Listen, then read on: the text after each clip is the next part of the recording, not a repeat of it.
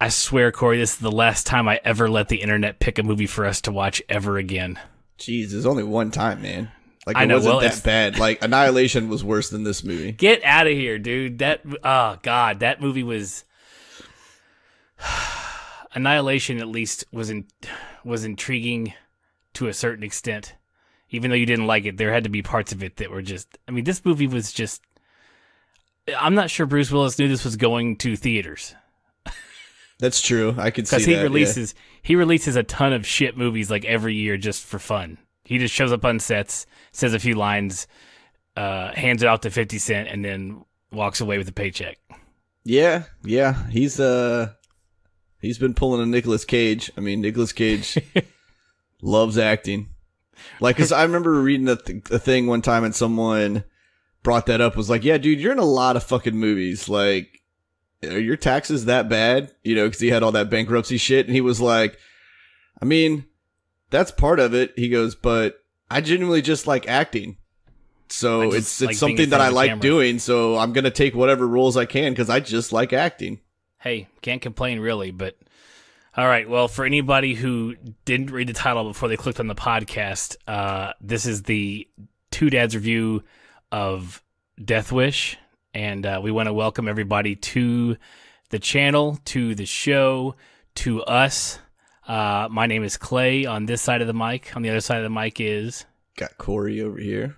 And we are just, two regular old dads going to watch movies in the theaters or TV shows or whatever we decide to do for a week, each week. And sometimes we like them. Most of the times we like most of the things we watch, but sometimes we disagree.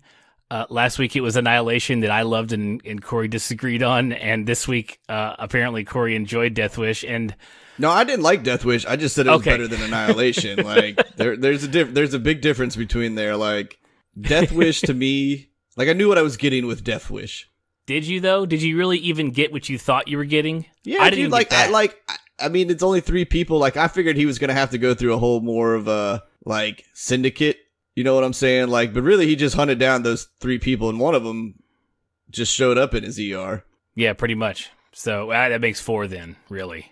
Yeah. So, but yeah. But before we jump into the deep plot that this movie is and our review of it, you can always find us at twodadsreview.com. That's our audio boom site. From there, you can find links to us on Apple Podcasts, Google Play Music, Stitcher, TuneIn, Public Radio, and Spotify. You can also go over to the Two Dads Review YouTube channel. All that is spelled with the word 2 is spelled out. It's not the number. Yeah, check us out. Check us out on social media, anywhere that social media matters at Two Dads Review. So that part's out of the way. Yeah, I mean, ready to get in this snore fest? Yeah, I mean, I don't even think this. Everyone can relax and know this is probably not going to be a 2-hour podcast because I don't know unless we're going to spend 2 hours literally taking giant dumps on this movie. I had heard before this movie like came out. I knew of the Death Wish series back in the 70s and 80s, I believe. I had never seen any of them. A couple weeks ago, I decided to sit down and watch the first one just to have a reference point to if this was considered a remake of it, like what he was pulling from and what he wasn't. He being Eli Roth, who, hey, I thought he had directed a bunch more movies than he had, but when I look through, like, the only 3 that really matter are, like, Hostel, Hostel 2, and Cabin Fever. And of those movies, you have literally the not creation of gore porn, but it's, what do they call it? I have no idea. I mean, yeah, it's that. I mean, he did Grindhouse, and then no. He did one of the in between commercials that ran in between the first and second movie of Grindhouse. Oh, did he? Yeah, he just did one of the featurettes. I thought he did one of the movies. I don't believe so. Oh no, that was Robert Rodriguez who did one of them. Yeah. No, Eli Roth sucks, man.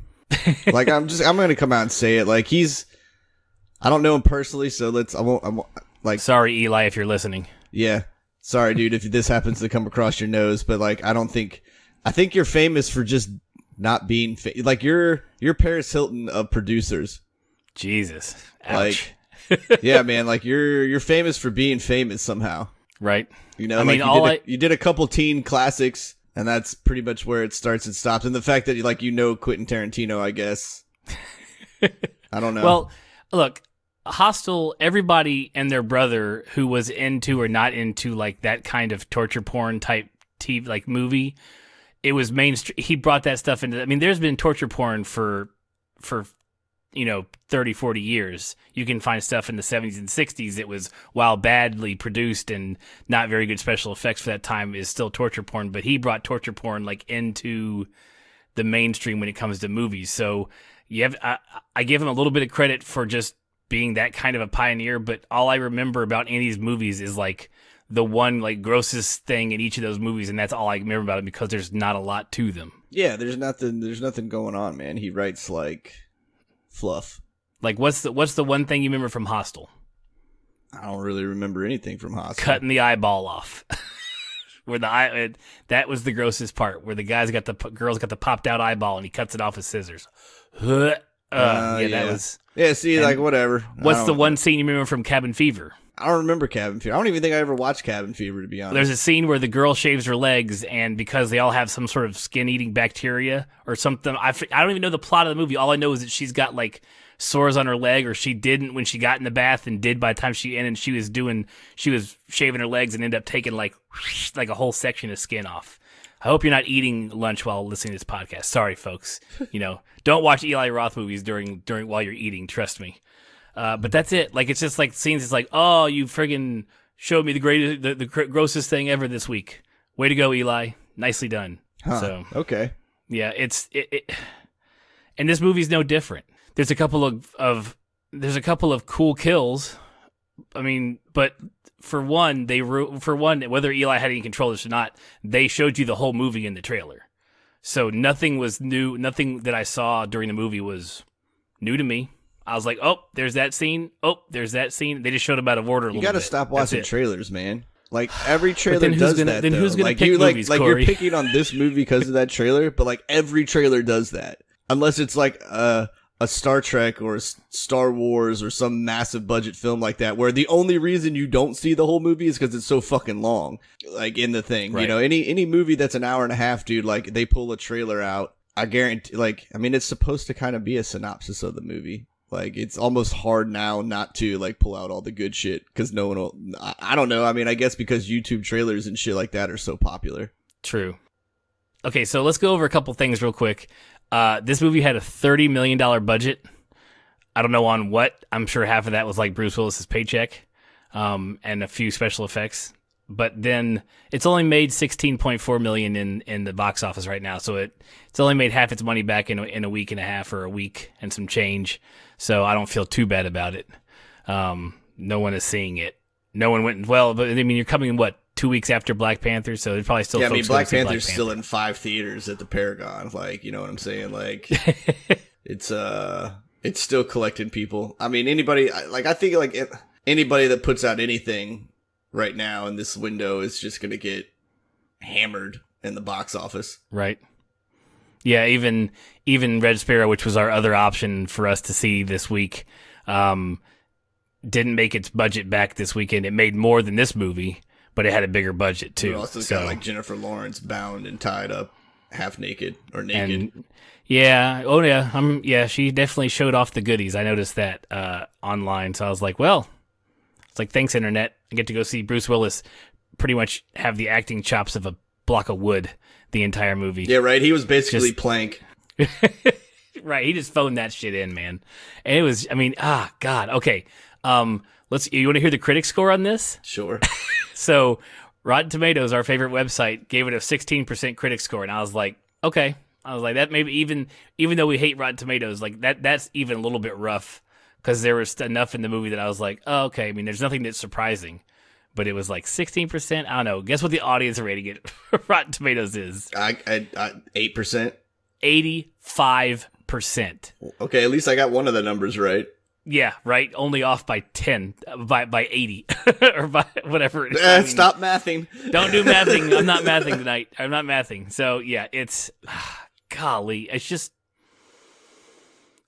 woosah. I'm just trying. I do not understand what this movie is doing, like how this even got out of how this got out of the theaters, like how this got into theaters even.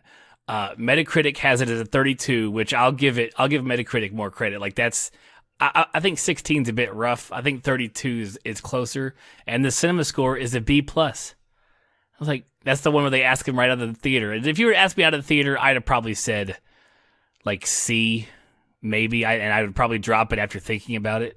Yeah, I would have just said this movie's really boring. Here's the D. Yeah, I mean it's yeah, and that's the part is, and I guess for a movie that was delayed production already because of the Vegas shooting, and then then it dropped now weeks after that elementary school or high school shooting that happened. Mm-hmm. Like I'm guessing with Rotten Tomatoes critics, that's why it's so bad, is like they're like, how could you release this right now?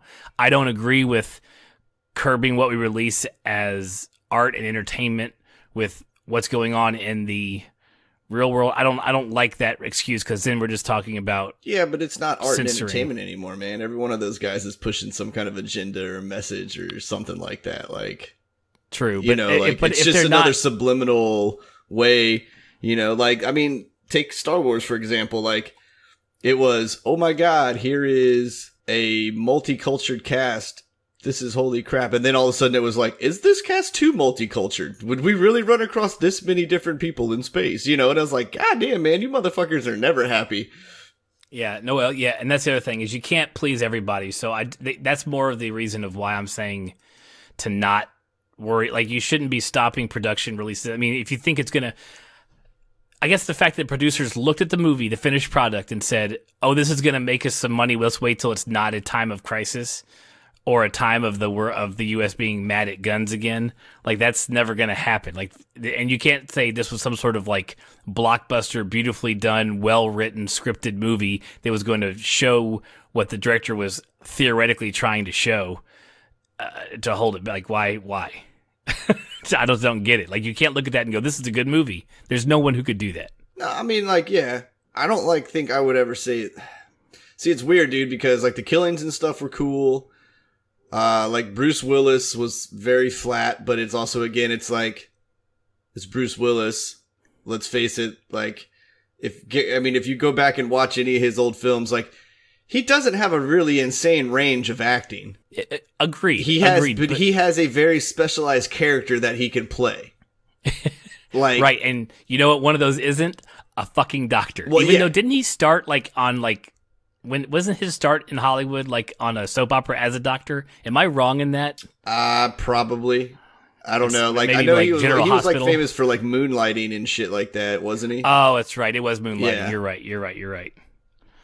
Yeah, I just don't understand how this gets made anymore. We gotta have, I don't know. But you're right. He didn't do anything. He just stood there and said his lines. Well, the only time I was gonna say, before, the one thing that made Willis kind of I don't want to say unique, because he's not unique as an actor. He's just Bruce fucking Willis, man. He's just the man. But right. You could tell he was having fun, right? Only in the action you could scenes. See in his acting that he was having fun. Now it's just I've played this grizzled guy for so long, that's who I've become. He was basically genuinely just a dad that was I gotta go kill these fucking guys because they hurt my family. Gotta get out of my routine today. I'm gonna go watch YouTube and learn everything I need to learn. Yeah, well, they really sold up YouTube there on its ability to teach people how to properly handle guns. I do have to give them, the worst part is there's certain parts of it that I'm well, you actually did some research on that, and even the where the Glock clips him on the hand, on the web of his hand. Yeah, that's that. If you're a new shooter, that's that is drilled into your head. Keep your hand low on the keep it down off of that area.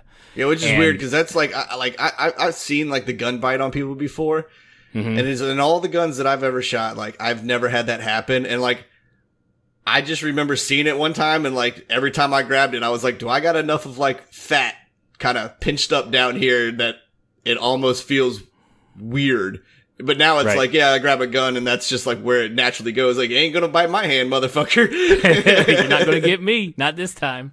Yeah. Yeah. So it's, and you know, the one person, so the one person who I think was like giving it their all, which is kind of sad, was Vincent D'Onofrio. Like he was genuinely like trying in the movie. I don't know if that was like, dude, but that's how he always acts. Right. He doesn't have any sort of, I'm on or I'm, you know, he's either Yeah, on dude, or he's like off. an all-in guy or like an all-out. Like he either needs to be completely aloof and like not giving a fuck at all, or he has to be like completely into it, like red-faced and screaming. Like he's got no middle ground whatsoever. Nope.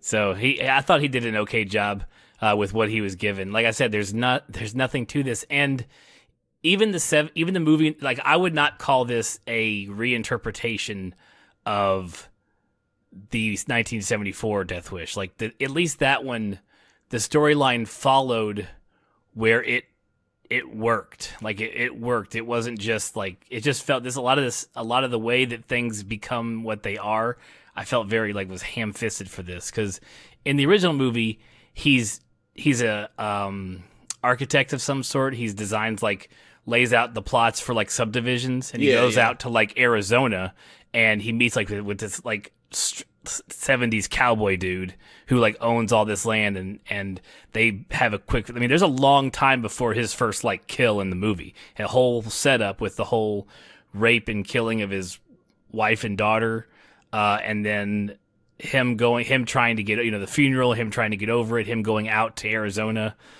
And then when he leaves, the cowboy guy gives him, they go to a shooting range during it, like, because the cowboy was going there for dinner, because they serve dinner at the shooting range. I don't know. Yeah. Don't ask me. It was in the plot. So as he's leaving, he gives him like a gift, like a wrapped gift. Like, here you go, grown ass man to grown ass man. Here's a nicely brightly wrapped gift for you. So he gets it home. He actually asked me, he's like, are you checking that bag? He's like, yeah. He's like, okay, good. Because you can carry guns on, you can check it in luggage. Yeah. But he doesn't say what it is. So then he gets home. That's how Paul gets the gun in that movie. And then that's kind of his thing. This way, it's like, and it falls out of the gangster's pocket, and we pick it up, and we've already been thinking about like all this in the first place. True. Yeah. I mean, this movie's just Death Wish in name alone. It really is. It really is. In fact, there's I'm not sure if it's before he gets the gun. No, it's after he gets the gun. But before he decides to take it out on the street, he gets $20 worth of quarters and just sticks quarters in a sock and carries that around. And his first thing is like beating a guy with a sock full of quarters. Nice. And I was like, this is great. Like 1970s. I don't care how goofy it is, but like at least it flowed. This movie just didn't even work. So if you're standing outside of a theater listening to our podcast and waiting to see which one to pick, my recommendation is do not pick Death Wish. Yeah, much like Annihilation, and wait for the Netflix release. Just wait for Netflix for Death Wish. Like, just because it's a boring film. But if you're at home and you're eating some popcorn and you're like shooting the shit with some friends in between the boring shit, and then all of a sudden you go, oh, because that guy's face just got wide open. Like, there you go. That is the perfect scenario for this film. Right. There are some good gory kill scenes and some really, really painful looking stuff that Eli Roth is good at. So I would expect nothing less than well done practical effect when it comes to, you know, splitting heads open and shit. So do not go see this movie in theaters. Don't give them their money that way. Do it on Netflix or just, you know, wait till it comes out on HBO. Do not waste your money on it. Go see Jennifer Lawrence, you know, act nipples. Okay, so shall we get into spoilers of this deep plot, Corey, and walk through the movie real fast? Yeah. So I usually go through who's in the movie, but we've pretty much gone over who matters. The only other person I would even mention is the girl who plays Bruce Willis's Paul Kersey's wife. Her name is Camilla Maroney. This is like her first major movie. So are you mean the girl that plays his daughter? Yeah, his daughter. What'd I say? Wife? His wife, Elizabeth Shue. Yeah, I'm sorry, his daughter. Right. So she does okay when she's not pretending to be in a coma. She does okay. I mean, good on her for getting in. Her first movie has Bruce Willis, Eli Roth, Vincent D'Onofrio, Elizabeth Shue, like bigger names that like you can call later when you need to be in another movie type thing. So that's probably, of all the people in this movie who may go places, like good for her. Hey, you're not on your downward trend. It's not a bad place to start. Okay, so do we open up in the ER with the cop who's been shot, or do we open up with the college application? Well, the ER. Okay, no, yeah. So the opening scene is the cop getting shot. Okay. I just thought you were talking about what we found out with the daughter first. So yeah, it's the opening scene is the cop streaking through the city with his partner. Hauling ass, mortally wounded. Right. And then you see Mr. Willis come out, try to save the cop by putting all of 3 seconds worth of effort into it, and literally. Guy flatlines, and then Bruce Willis basically just goes, let's call it. Like, doesn't even try to do anything else, So I took that one as like, okay, that cop was just shot so bad that you can tell. Like, as soon as it flatlined, there was nothing you could do. Blood loss, like, whatever. But anywho, it looked like he put in the most minimal amount of doctored effort, acting effort. Right. Human being effort. Right. Possible. I could have had Alexa tell me something, or Google tell me something that had a lot more inflection than his intro into the movie. I mean, this is our introduction to the character, and we're not sure because of his acting or because of how the script is or what it says, if it's even like, are we supposed to think that he's just done being a doctor in Chicago because he's tired of cleaning up this crap? Are we supposed to think that the guy was so badly wounded? I don't know which of the answer it is. I'm not sure what we're going for. If he's just he sees this every day, he knows he can't even save the guy. I have no clue. Yeah. And then basically you also have like that little scene in there where they tell him that the shooter comes in, and then you see him walk away right from the cop, and he's like, oh, so now you're going to go basically try to fix the animal that killed my partner. Right. And he's like, if I can. Yeah. A very hokey intro, like introduction to the main character of the movie. It doesn't, at that point, I don't even know what to think about him. Like what his motives are on his day to day, like before things go bad. Like I can't tell if you're done being a doctor or mad at the world, or just you've seen it so much you don't know. You can fix it. I don't even know. So yeah, I mean, I think it was to illustrate the point, especially with the overlay audio where they talk about how like rough Chicago is. Right. That he's just like, this is my day to day. I see this every day. I see cops shot. I see kids shot. I see everybody shot. That's the way the life is in Chicago. Right. I know with a glance. I know Chicago's got some high crime, but I still feel as a doctor, even going through that in every day-to-day routines, like, yeah, it's got to be hard to push through it, but you still care because that's why you became a doctor. Yeah, exactly. So anyways, that's our introduction to Paul Kersey. And the next scene we get is like Bruce Willis trying to play happy suburban dad, which he does almost as well as he plays sad, worn down doctor. I mean, it's just so wooden. So his daughter gets into college. They all go to have a celebratory lunch. We meet Frank, who is Paul's brother, who is played by Vincent D'Onofrio. We find out that Frank is the younger and less well-off brother than the doctor. So he asks him for money, and he's down on his luck, doesn't have a job at the time, I think is what he mentions, because later on he mentions that he got a job. So I'm guessing he had no job at this point in the movie. Yeah, at union wages, nonetheless. Yeah, later on. Good for him. So after lunch, they are getting their car picked up by the giving their ticket and key to the valet to go get their car, which is not how valeting works. Usually it's just a ticket, but whatever. Maybe he'd only gave him a ticket. But the valet goes to get the car. Bruce Willis makes some small talk before he goes to get it, notices he's got MJ on his arm. He's like, oh, you like Michael Jordan? And is it supposed to mean that MJ doesn't stand for Michael Jordan? It stands for something else? Like because he's a gang member, does it stand for something gang related? I don't know. No, he says it's his name. Oh, his name is Miguel whatever? Because I know his name is Miguel. Yeah, he was like, no, it's my name. It's like my initials basically. Right. And and again, it's just a play on them being in Chicago because everybody's a Michael Jordan fan. Like if you're from the city of Chicago, right, and you grew up anywhere during that Bulls era, like Jordan is God still. Well, true. Okay, so there's that awkward back and forth. Then the valet goes to get the car. But hold on. Before that, the entire time that they are waiting, the valet is around. They are literally having the most obvious conversation about what is going on in the future, who's going to be there.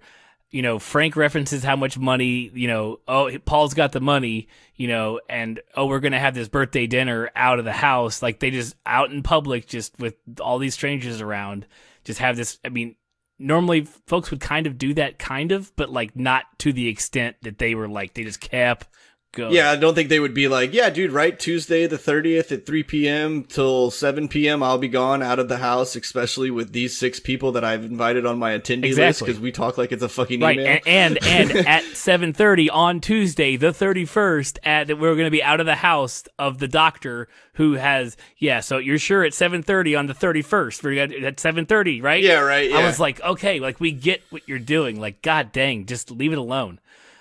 So they have this conversation in front of the valet. He goes to get their car, goes into their GPS. I thought this was I was like, oh shit, like, my car has home set in my GPS, but I don't ever pay for valet, so that's okay. But everybody should think that when it comes to privacy and security these days. Maybe you shouldn't have your home address marked in your car. That's a pretty good idea. I don't, because that's just stupid. I know where I live. Right, now I'm going to go change mine now. I'm going to make it your address. Make it mine. Thank you. Appreciate that. So he takes. Hopefully you don't actually know my address. You're just like, I know how to get there. I really don't know. I actually don't know your address. I just know where the house is. See, I know yours. Oh, thanks. So anyway, so the valet guy takes a picture of their address with his phone, drops the car off, and we go on from there. So to the next great scene. It's birthday dinner night, so we've moved to there.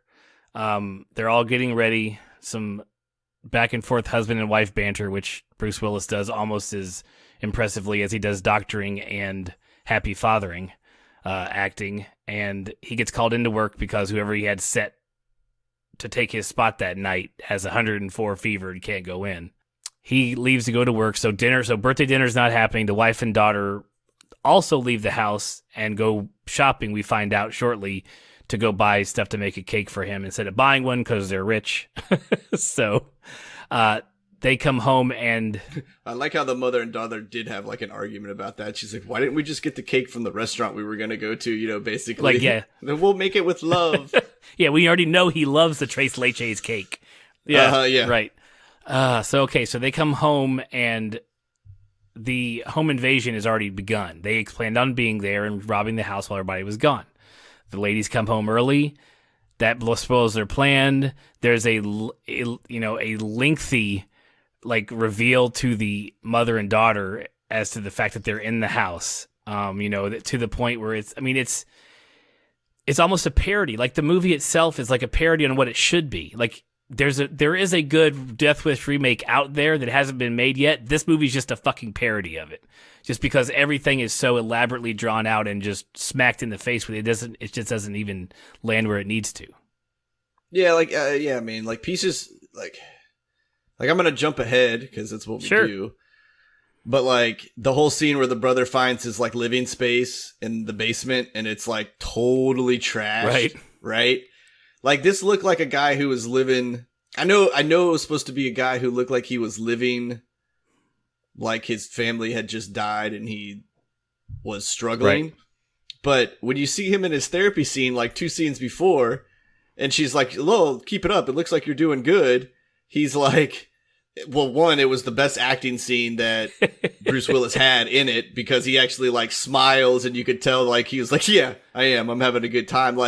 Even as terrible as the life being taken from you is, he was therapeutically relieving his stress. So his shit at his house wouldn't have fucking looked like that. It wouldn't have looked like he never had left his house. Right. It looks like just someone who's given up and lays on the couch all day. Yeah. Like that. Because I was like, what fucking room am I looking at? he's just been a slob this whole time, right? Because a person with that kind of mentality of giving up is going to go out there and kill everybody. Right, exactly. So I completely agree with what you're saying. It should be clean. The only thing that should be like piled would be like ammo and gun cleaning stuff, but that would all be arranged well too if you were doing all this. Like, so because look, as both of us are fathers, both of us have wives and children. Like I can put myself in this guy's shoes. I don't want to, but I can. And I think this is what the director's trying to do, but it's not being portrayed correctly. Like, it's not where it would be. Yeah, that's what I'm saying. Like, even the pieces that they show to try to illustrate, like, his life, like, they don't fit. Right. Like, they just look out of place. Like, you look at it and you go, I don't buy it. Exactly. Like, there's nothing to believe in that's the way it is, you know? Right. I completely agree. I keep saying that, but I do. Yeah. So the wife and daughter are the reveal of the guys being in the house is finally happens. They bring them both. The guys grab the girl. The mom and daughter are in the kitchen. They take the mom upstairs to undo the safe, to unlock the safe for them, while the other two watch the daughter, who is an attractive lady. So you know that they're going to be because it's a parody on how real people are. They're going to be skeezy, and one guy's going to try to, make the moves on her, rapey like. Yeah, one guy is distinctively gonna put out a rape vibe, and the other two are like, "What are you doing? Right. That's weird. Yeah. Don't do that." And that guy's like, "Nah, man. 2 other dudes and 2 hot chicks. Well, the one hot daughter that's in front of me right now, like, okay. By the way, everybody in this film is beautiful. Mm-hmm. There's not one ugly person in this film except for maybe the bad guys, right? And even the last bad guy is like an odd hot guy. Like, you're either going to be like, yo, dude, that guy's really hot, or you're going to be like, I don't fucking see it, man. You're blind and you're stupid, and that person's a troll. Like, right. There's no middle ground with that guy. To expand on that, every single character is the extreme of what that character would be in a parody of this type of movie. Beautiful, handsome dad, beautiful wife, beautiful daughter. The cop is literally played a cop in 18 other shows and movies, Yeah, he's acted as a cop for so long you think right. he's a cop. He's a cop. Of course, he has a younger rookie who is, all go get him and stuff, and still a little bit cynical because and then you have the downtrodden brother, you have the greasy bad guy. It's all parodies of what if this movie was a joke. Yeah, I bet you it's funny that actually if we go on IMDb, they actually have names, because I'm surprised they just didn't label them as hot dad, hot wife, hot daughter, The bad guys' names are like Ponytail, Fish, they have, the bad guys don't have real names. Yeah, you got Knox. Knox is the only kind of hot one. So once they get into the safe and get everything out of it, they bring them back to the same room. There's a little bit of eyeball back and forth with the mother and daughter, and then because we learned the daughters had self-defense lessons. I think before this, we learned that she's had a little bit of self-defense. Oh yeah, it was at the celebration dinner or lunch. So the daughter slashes one guy's face. The mother throws a boiling pan of water on the same guy's face. They're subdued, and then Knox is like, "Fuck it," and shoots the mom. There's 2 shots you don't see. And then it cuts to Paul operating on somebody, just sewing somebody up, and he hears the call of a female age 46 and a child age 17 or 18 or whatever, coming into the ER, and he's like, "Hey, finish up for me," and he kind of has a bad feeling. Then he's stopped by the doctor, and he's told that his wife died and that his daughter's in a coma.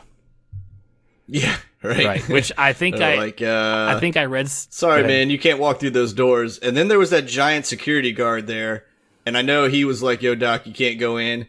But then the next scene is them panning to the other side of the door, and Bruce Willis basically just like nonchalantly walking right by them. I'm like, I mean, I know in the scene he was gonna go see his kids, but like, where's the like, get the fuck out of my way speech? Right? Like, cause like every dad would have that, like, hey there, Big Tom, I'm going to give you two options. You can get the hell out of my way, or I kill you because I'm going to go see my kids. Like, you know. You're going to get jacked in the jaw, or you're going to take a sidestep. You just pick which one you want. Mm-hmm. So. Yeah, and there was none of that. No, he just lets them on by. Why waste a breath acting that out? Yeah, we don't have to write that scene. That makes sense. Yeah, Bruce Willis looked at the script and said, no, too much emotion in that scene. Just go ahead and cut that out. Would you believe that there were in total 9 individuals who worked on this script? 9 people. I mean, I could see in that Hollywood. Because the first one probably came across so bad, and then someone read it and was like, "Oh God!" So they tried to fix it, and then they realized there was no help in saving it, and so they just passed it off to the next guy who was like, "Hey man, check this out," and they're like, "Don't put my name on this." Yeah. It's I cannot believe that 9 people who make their living writing scripts touch this thing. Like, you should be ashamed of yourself. Yeah, they all. I don't know. Yeah, man. Like, this movie is one of those movies that gets made because Eli Roth was talking to somebody and was like, you know what, man, I think I'm going to make a Death Wish movie with a bunch of cool scenes. I just need the funding. And then some guy just happened to be like, what? Death Wish?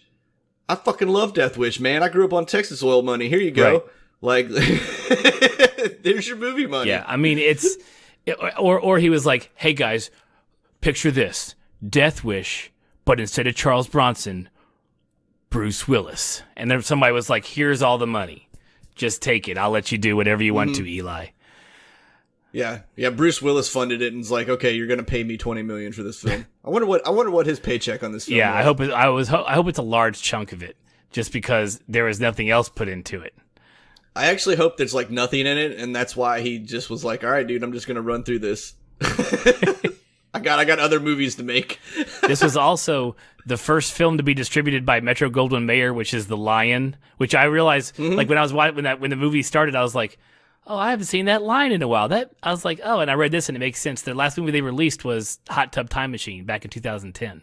It's been 8 years since Metro-Goldwyn-Mayer released a movie. That's insane. How does a production company survive? There must be some sort of contract deal, or I don't know. I have no clue, but I mean, Death Wish. I mean, Hot Tub Time Machine was good in its own right as a comedy, from what I understand. I haven't seen it. I should see it, but I've never seen it. Yeah, you should watch it. It's definitely it's one of those movies you watch, and it's, especially given what your age may be at the time, it takes on 2 different meanings, because certain shit's funny, and then certain it's still funny to you as you're older, but you go, ah, man, that was a little dagger in the side right there, because that'll never happen to me again. Right? But, you can't immediately watch it again, though. It's so funny, but if you put it back on, you're like, eh. But when it comes on, 3 years later, on, TBS or something, you'll stop wherever you're at and, put it on, because you're, folding fucking laundry, and you're like, yeah, dude, I'm gonna watch this shit. This movie's great. Nice. Yeah. So... just interesting that this is the first one released by them in 8 years. I will have to do some back research and figure out what Metro-Goldwyn-Mayer is doing between 10... Probably some kind of fucking sexual assault or rape or something. Just, that's the only thing these days that fucks with the movie industry. True. Which is, I mean, it should, totally. I'm not saying they need to get away with that shit, but it seems like they can get away with anything else until someone gets a little too frisky with their fucking hands or their words, right? And now it's, yeah, man, call them out on that shit. Pull the curtain back. Fuck those guys. Yeah, it seriously is. Yes. All right. So, I believe the next section. So we meet Detective Raines at the end of his wife died. We meet the guy who's going to investigate the case, and he comes off. He's like, hey, we can all have hope. It'll be okay. We're going to catch this. He said, I think he even goes we're going to catch the guys that did this. Which if you've ever been a cop, you don't ever say that, because you can't promise that, and you're going to give folks hope that may break them when you sometimes inevitably don't find what happened. So the fact that they threw that in there, it's just that's the bullshit line, because all it's going to do is piss him off when you don't find it, and this is what drives him to be a vigilante. So, okay. So next scene is a funeral, right? Jordan's in a coma. He takes his wife back to... Because he goes to the funeral before he gets the gun the first time. He doesn't even think about that until he's been to the funeral. So we'll say the funeral scene's next, because I don't take notes during the movie because I'm not an asshole. So I'm not on my phone typing down notes. I got to take it off of whatever I can find online. So he takes his wife's ashes back. the whole point of the funeral scene was to get him and whatever member of his wife's family, the guy by the name of Ben, who was played by, I have his. That was her wife's. That was his wife's dad. I figured it was his father-in-law, but they never. His name in the script is Ben. It's not Ben, blah blah blah.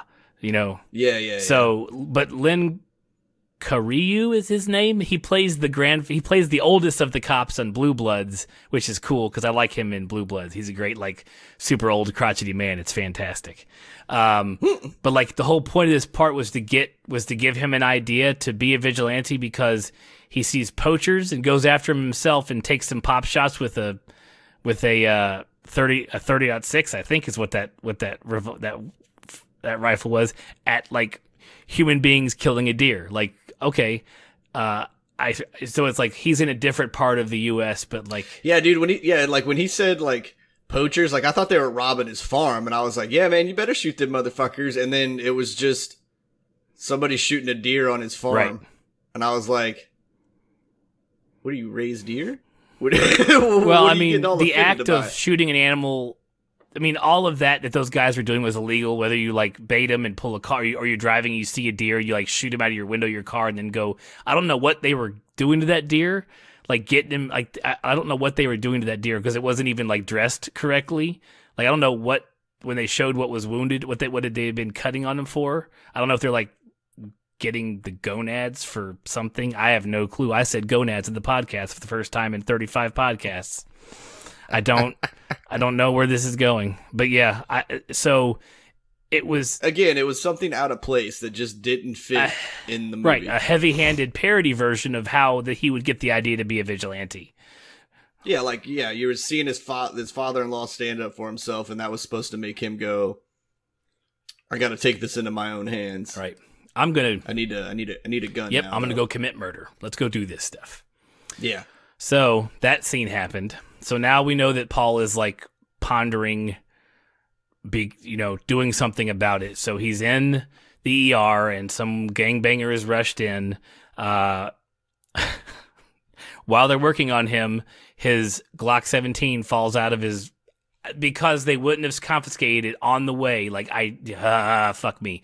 Okay. They wouldn't have, it falls on the floor. Everybody in this ER, yes, they're rushing around. Yes, it can be loud. Didn't notice a firearm falling on the floor. It's not like it makes like a, it's not a pin drop. It's not a pin drop. It's a clunk. And he just kicks it under the floor, under this bed, and snatches it up later and hides it. So this is not how it happened in the original movie, but not a horrible idea. If you're going to go do what you're going to do, you don't want to go buy a gun and do it. No, you want a ghost gun if you're going to do it. Ghost gun. I mean, it sounds cool, but that's what you want, man. You want one of them guns that's made in like the fucking Philippines. It's all black market bullshit. Because I watched this the other day on TV. That's the only reason I know about this. But they make the guns in the Philippines, man. They're like hand-smithed. And they make the replicas of them, and then they ship them across. And then they sell them for like $150, and then when they get over here, they go for like $2,000. It's insane. Wow. All because they know there's nothing to them. They don't exist. Yeah. Yep. It's pretty crazy. So so he gets his gun though. So he has his gun now. He has his non-traceable, I didn't buy it gun.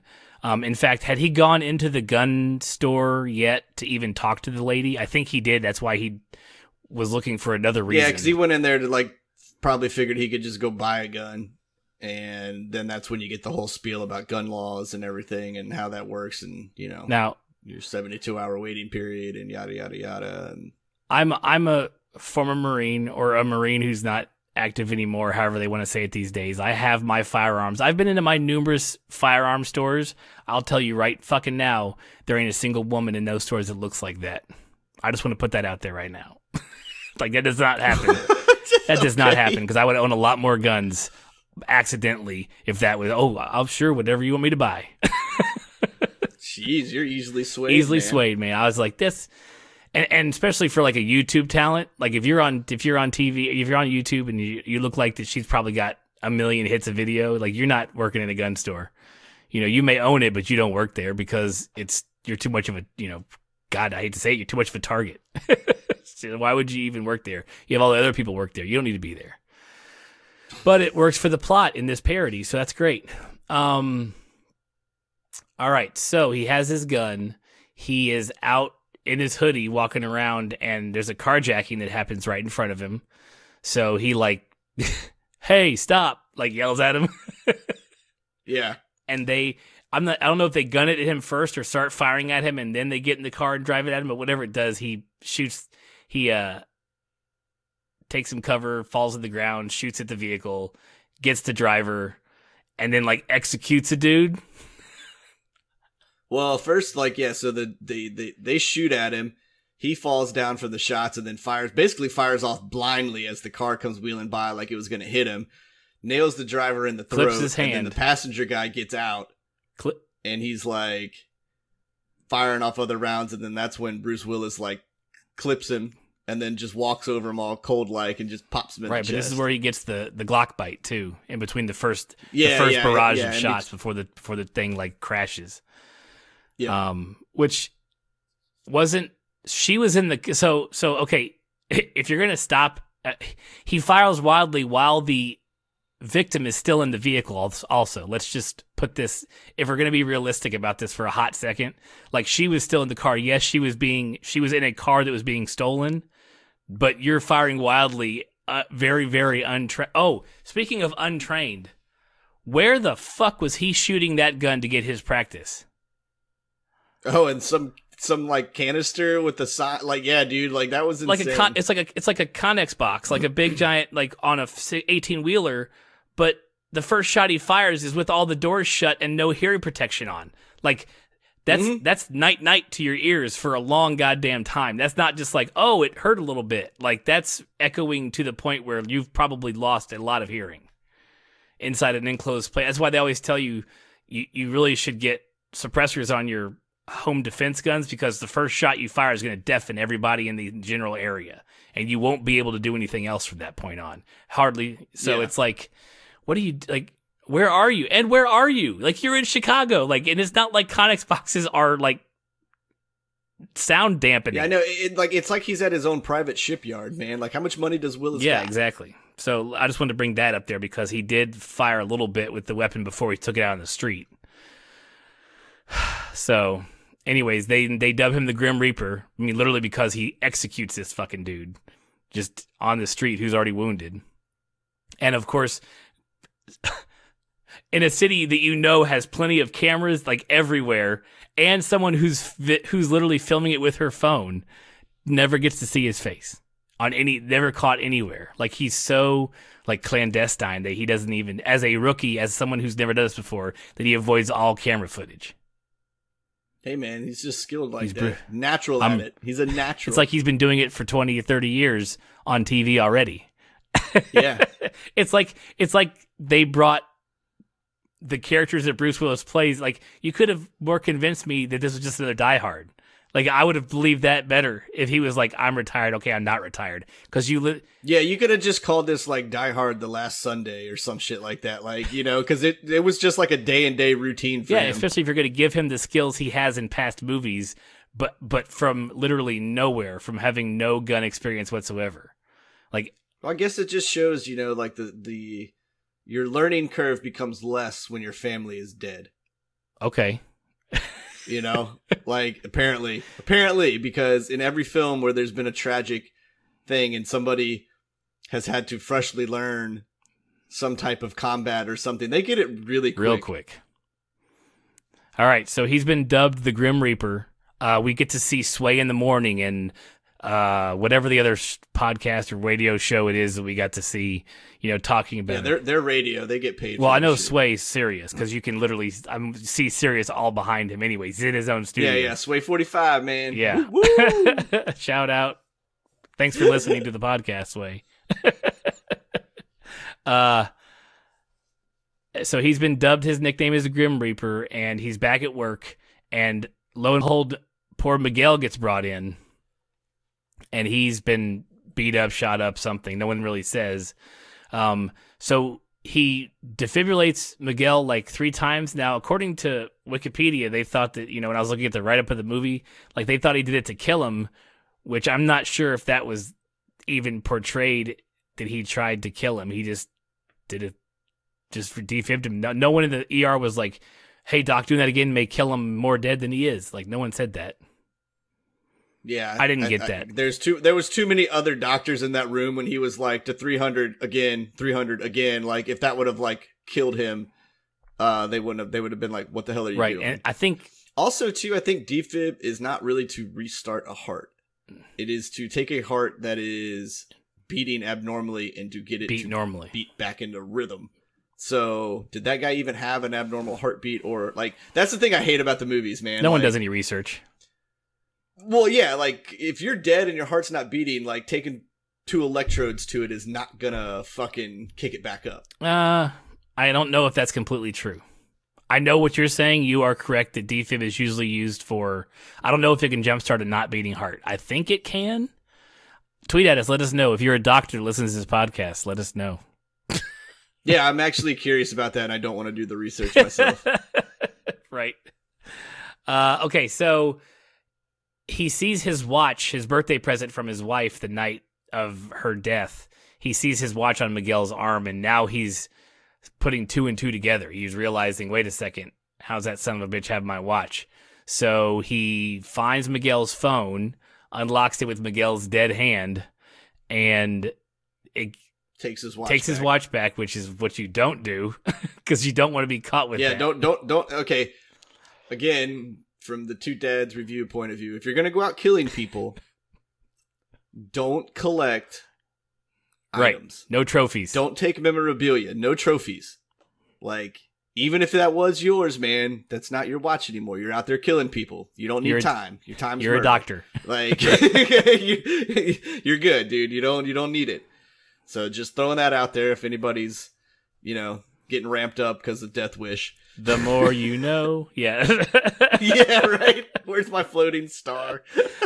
Oh, God. Who told you not to keep it? The Two Dads Review podcast told me. That's where I learned this from. You did not learn it here. Do not put this shit back on me. Yeah. Hey, by the way, like in that video in this, which we'll get to in a little bit, when he drills all the holes in the hard drive, this is for informational purposes only. Entertainment purposes even. Entertainment purposes only. Yeah, there it is.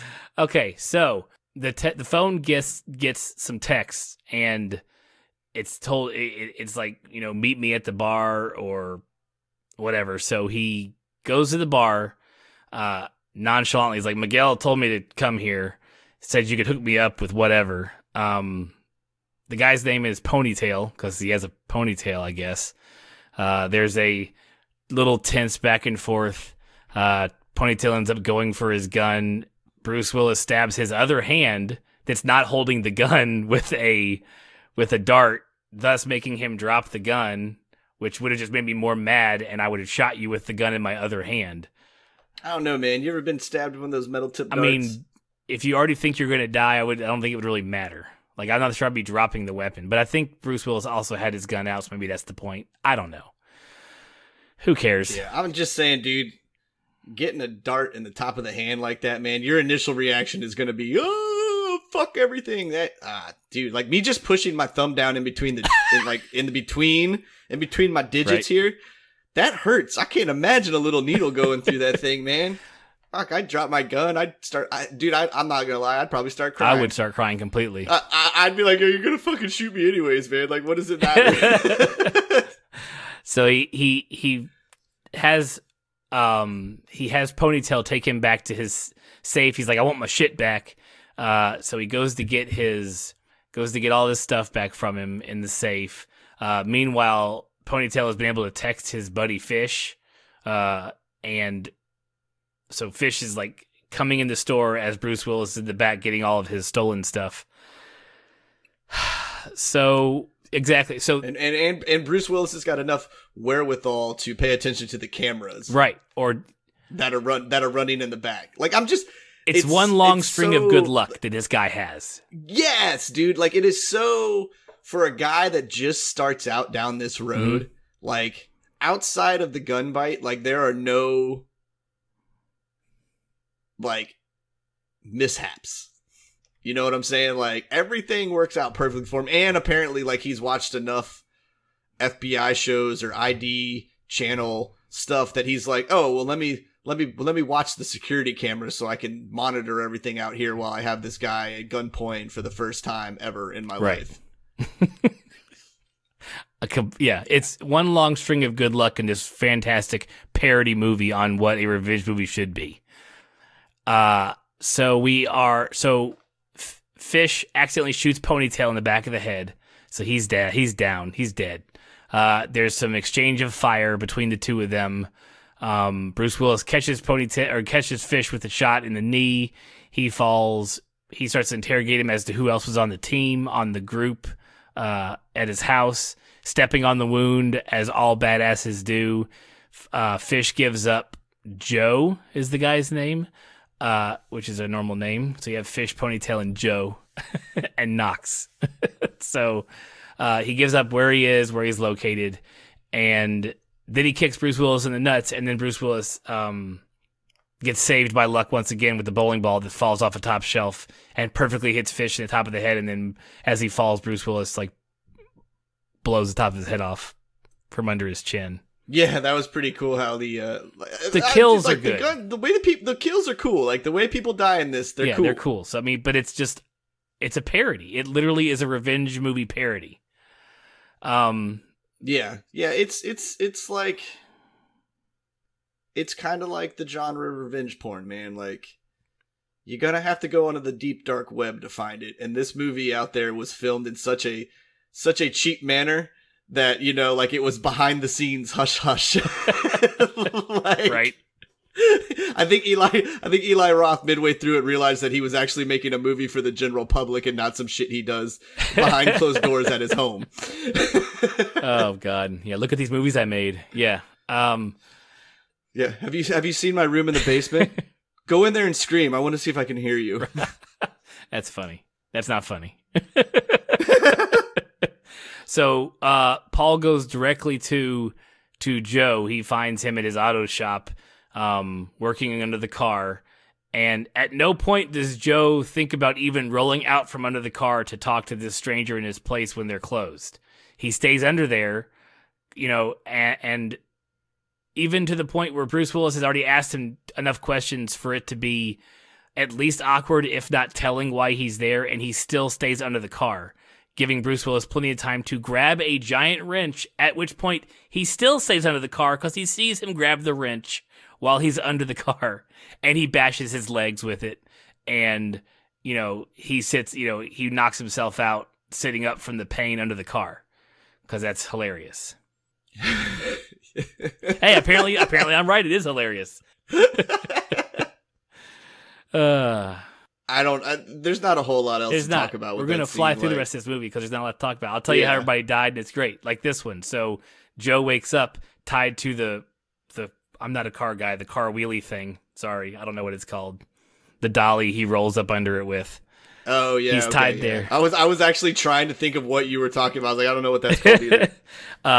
So Paul gets to use his fantastic doctoring ability because he knows that the sciatic nerve is if you cut into that nerve and manipulate that nerve ending, that cluster of nerve endings, it is the most pain a human being can feel without going into cardiac arrest.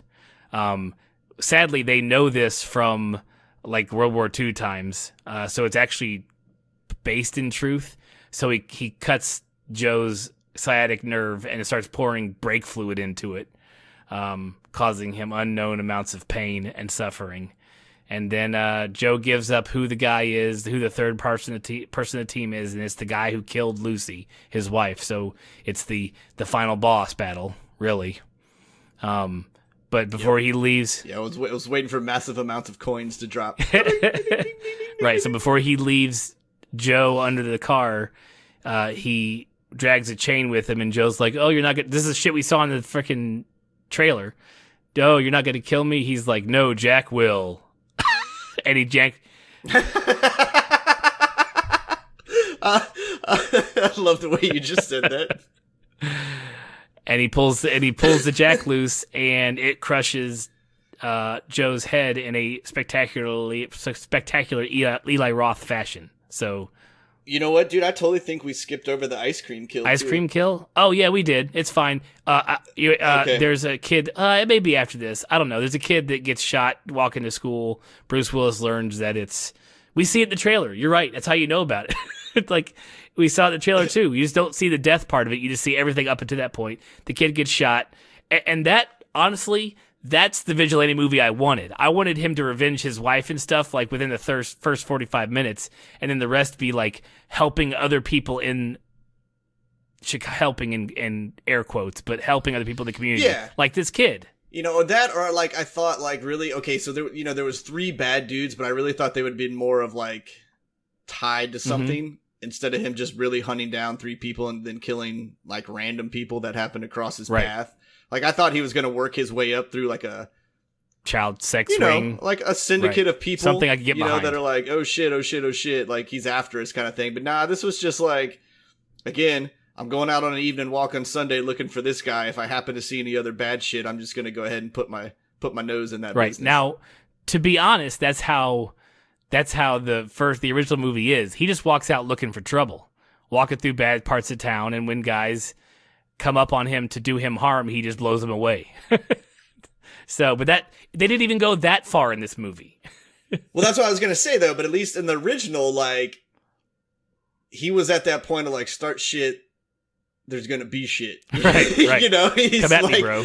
Like Bruce Willis still seems like in every one, like, oh shit, you know, moment. Like in the original Death Wish, he was like, nah, dude, I'm here to do one thing and one thing alone. Right. So the kid that gets shot in a crossfire or gets shot in a leg, Bruce Willis goes up to the ice cream man and just murders him in broad daylight, and no one can describe him to the cops, which is hilarious. He looks like to me, when I watch Bruce Willis now, like I almost picture like my father. Like he has like, I'm like, it's like my dad running from the cops. Like when he went to hopped over a fence at some point, like. Oh, where he climbed up I was on like, the trash that's how my can dad and all would that? do that at 65 as well. Like gingerly. Yeah, that's true. Hopefully I can fucking do that at 65. I remember when I turned 65 for my birthday, they'll be like, what do you want to do? I'll be like, I want to find a dumpster that's next to a fence with like a small box to it. And I want to see if I can agilely move across all of this. If I can still do that, I'm at the Bruce Willis golden standard. Right. That's how I'm gonna judge the rest of my elderly age, is how Bruce Willis did it. Okay, so let's see. Joe's dead. His daughter wakes up, so that's good. There's like a recovery hospital montage type thing that happens. And Paul goes to meet Knox at a nightclub at some point in the future using whoever's phone it was he had. I don't know if it was Miguel's phone or if he got it from Ponytail or from Fish. I don't even know anymore. Joe, who cares? Somehow he's getting like calls from Knox, and he finally takes one. He's like, if you don't do this, I'm going to tell the cops all that you've been doing. And Paul's like, okay, I guess I'll meet you at the nightclub. Yeah, he was basically like, if you don't answer the phone right now, I'm going to tell the cops. And again, like, you're going to tell them what? That you were the guy that came in and tried to shoot my family and tried to rape my daughter. And murder my wife. Yeah, like. Yeah. Or you can tell them what I've been doing. That's cool too. Like now I have a number to you, I guess. Yeah, Whatever. It doesn't matter. It's not like it's real deep in the plot. So Bruce Willis' 65-year-old ass shows up at a nightclub, which doesn't stand out to anybody at the nightclub. Dressed like he's ready to go out for dinner. Like he's like in like a nice like, jacket, or not like a sports coat, just like a nice, I'm going out to dinner tonight. It's a chill jacket, not like clubbing jacket or like nice dinner jacket. Just. Did he roll in there with a hoodie? No, I don't think he had a hoodie. I think it was like a... Yeah, I think he did, man. Like he rolled everywhere. Maybe he wasn't a hoodie. Whatever. I mean, I know he's a hoodie everywhere else, but I felt like he wasn't this time. I think he was. I think he was still in his hoodie. So he's in the hoodie. Because there was like the whole scene of him going through like the lost and found or like the fucking laundry at the goddamn hospital looking for another fucking... Also not a horrible idea. Smart, ghost gun, hoodie from a, Goodwill or whatever. That kind of stuff. Yeah, man. Yeah, I mean, I can't really blame some of the aspects of this. Like, it makes sense. Like, if I were to ever go on a killing spree, that's not a horrible way to do it. It's just bad. So he's in the club, texts Knox that he's there. He's like, meet me in the bathroom. No. Number one, I'm not. Yeah, it's a public spot, man. How about you meet me right in the middle? You could probably shoot him. Knox could probably have shot him without being known who shot him, in the middle of the club. That's what I'm saying, dude. He could have just walked up to him, like, especially since Knox knew what he looked like. Right? Well, he's the only old guy in a hoodie. Could have just... Yeah, really. Yeah, you're looking for the Grim Reaper. He's the only older white male walking around in a hoodie because middle-aged and above white males dress like that. As I sit here in a hoodie. Yeah, but yours is like a colorful Kentucky hoodie. It's not like just a normal zip-up hoodie that, like, you would never be seen in one of those. Yeah, well, true. Just like in your house, maybe. Like, I got a gray one that I wear in my house, and I barely wear it outside of my house because I'm like, this is a piece of shit hoodie, man. Right. Like, this is house. And fabric. Why do you have a house hoodie? Because we're in our 30s, and we realize this is a tip for all you youngsters listening to our podcast. It may be cool when you get your first place, and you're like, yeah, I'm paying my bills. It's my house. I'll have my house at whatever temperature I want. Mark my words, go buy a hoodie and just turn that dial down a little bit. Save yourself $100 every month at wintertime. Two Dads Review tip. Man. Put that shit in the fucking, like, 65 and then wear a hoodie. Wear a hoodie, man. Wear a hoodie and put some sweatpants on. You'll still be just as comfortable. Absolutely. And you'll have about a $200 less fucking bill. Use that $200, put it into our Patreon. Patreon.com/2dadsreview. Well, shout out to you, I promise. Yes, there you go. That's for the young. You're not getting shit for that. That's a life lesson. Okay. So there's a bathroom shootout because he ambushes him. I think he clips him in the shoulder. Knox clips Paul in the shoulder, but he shoots Paul in the side. Somehow he doesn't get shot, where you're not even crawling under bathroom stalls. Like, if I'm getting shot at in a single bathroom stall where I'm crawling to another bathroom stall during the shootout. Like, he just doesn't get shot. Like, Knox doesn't take a half second to aim at the spot. He literally saw him fall. Like, there's only so many places. Yeah, I mean, you could still see his. I mean, I know it was a dark bathroom, but you could still see where his feet were. Like, so you gotta just trace the line up. But in this parody, it's okay. He doesn't shoot him. So that's good. Okay, bathroom shootout. And during this time, this is when Brother Frank finds Paul's collection you talked about earlier. He finds the man cave that is a den of misery, that is not supposed to be a den of misery, not when he's going on a rampaging killing spree, but it is. He waits there for him. Paul returns, wounded. He's fixed himself up. Frank comes in, or I don't know if he waited for him, but he comes back while he's No, let's see. He finds it, and then he meets him at the hospital later on to take him to lunch or something. I don't remember. Who fucking cares? Anyways, his brother... No, the lunch scene happened Whatever. before. Who gives a shit? Doesn't matter. It's not even intricate. Nothing is intricate to the plot of the movie because there's a minus a plot, to be completely honest. They take Jordan... Okay, so then we get to the final section of the movie. Thank Jesus. I mean, it takes some time because Jordan recoups, so we know it's been weeks because Knox goes to the hospital with a fucking bullet wound and is not arrested or interrogated as to how he got it. You know what I mean? Like, if you go to the hospital with a bullet wound, you're going to get a lot of shit thrown at you from the police department. They have to report all that shit. But it's Chicago, and there's 58 shootings a night. All they got to do is I just was hit by a stray bullet. Yeah, possibly. I'm sure if they, yeah. So, anyways. His daughter is being released the exact same day that Knox is being released as well. They're all on the elevator together. It's all tense and crazy. So now... Yeah, and there's a very weird, awkward conversation with a grown man talking to my daughter who's just in a wheelchair, and I don't say anything. Right. I don't understand this movie. Yeah. No, I don't. It's painful at points. So, somewhere before this... Paul also went back to the gun store and started the process to buy some firearms. Also, we know that because of the final scene. So just know that there's a scene where he goes back in and goes, I'm ready to buy some guns, hot blonde lady at the friggin' gun store. And he starts the whole process. So it's also been that so whatever process she laid out the first time we meet her, 30-day wait period, plus this and the background check, all that other shit.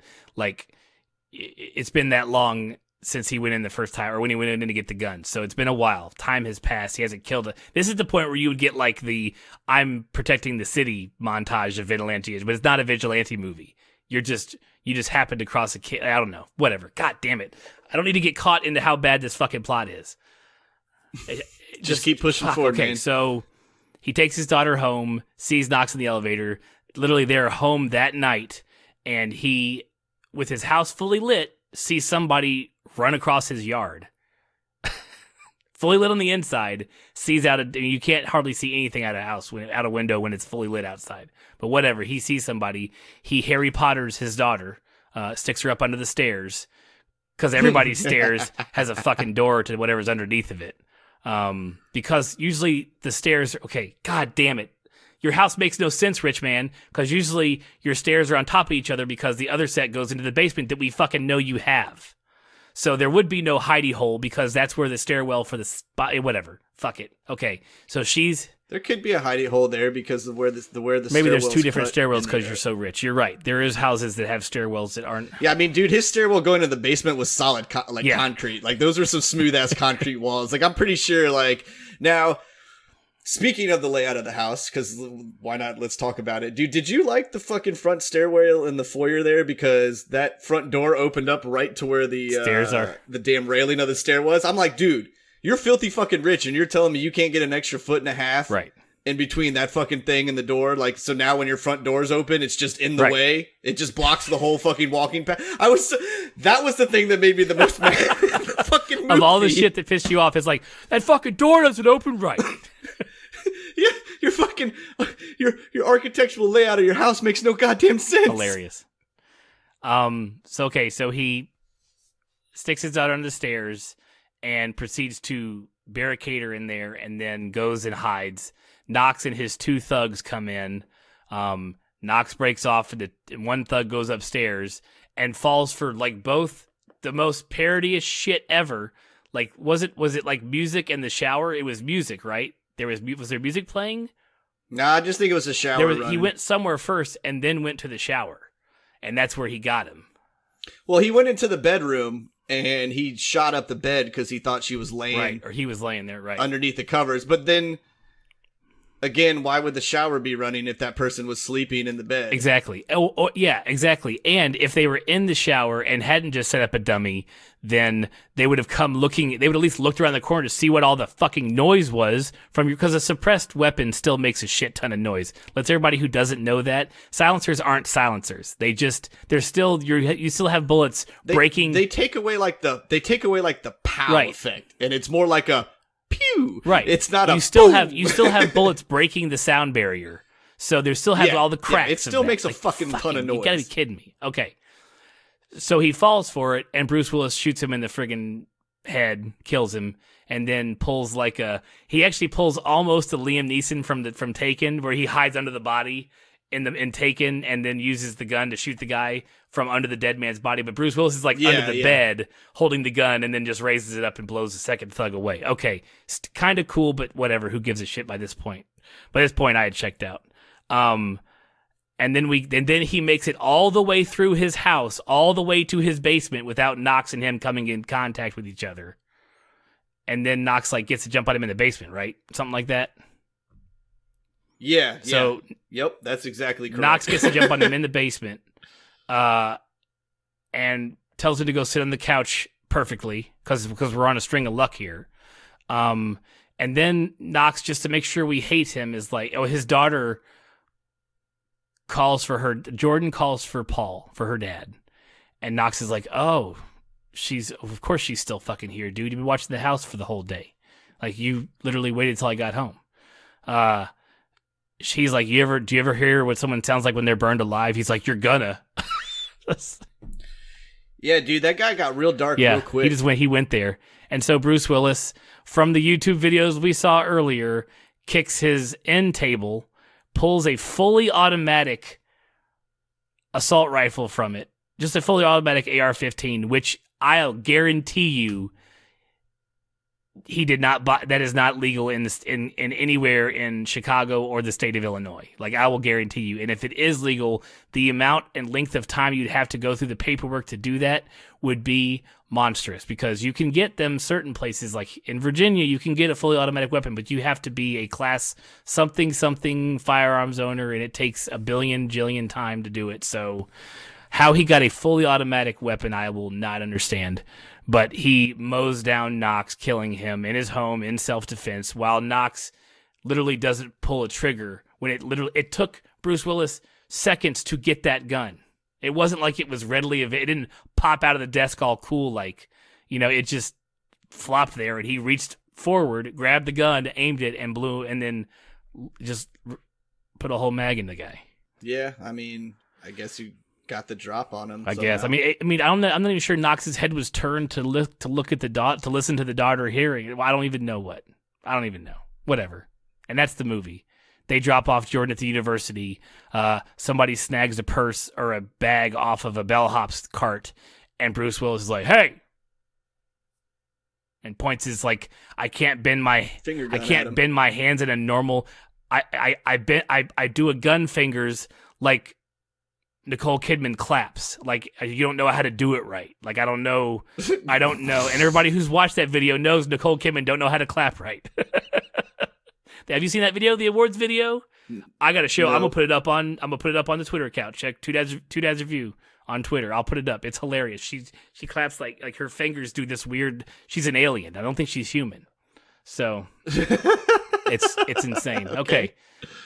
That's it. And she's in school in New York, so maybe he's going to be a vigilante for the city and like go help people who are. Well, now he lives in New York. Well, exactly. Now he's going to be a vigilante for New York. I mean, if you watch the original Death Wishes, it takes place in New York.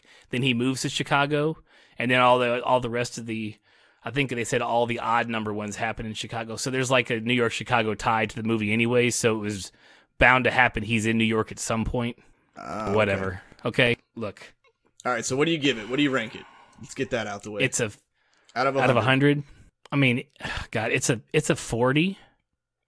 40, and that's just because Eli Roth is good at practical effects. It's like the guy's head caving open, a little bit of that. Pretty much that guy's brain matter, like, popped it up from a 30 for me to a 40.